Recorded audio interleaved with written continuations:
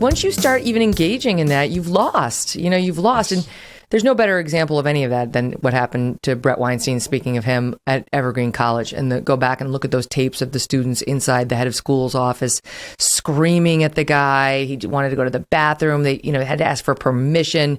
It was just the most awful example of where this goes once you open the door to this kind of ridiculous messaging. I said to these students at Stanford, I was out there talking to them not long ago, last year or the year before, words are not violence. They're not. And these are Stanford graduate students who looked at me, Zuby, and said, yes, they are. I'm like, you're going to have to grow up.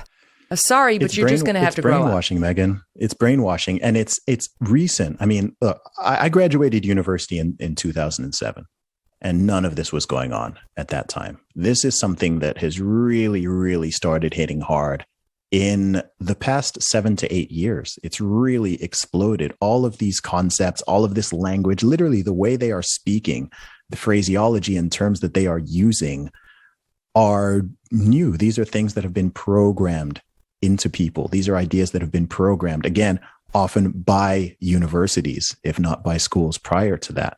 And this is a perfect manifestation of where it leads. Now, if anyone ever has a question around one of these situations, there's a simple exercise I like to do, which is simply to, and people like doing this in different directions, but yeah, just imagine it swapped around the other way. Imagine you swapped the aggressors and the people defending themselves in this situation. You would see just how nasty the rhetoric is and who the aggressor is, and it would just be plainer for people to see what the problem is here. And I don't think that American society wants to go back to the way things were reverse things 100 years and go back to how things were in 1922.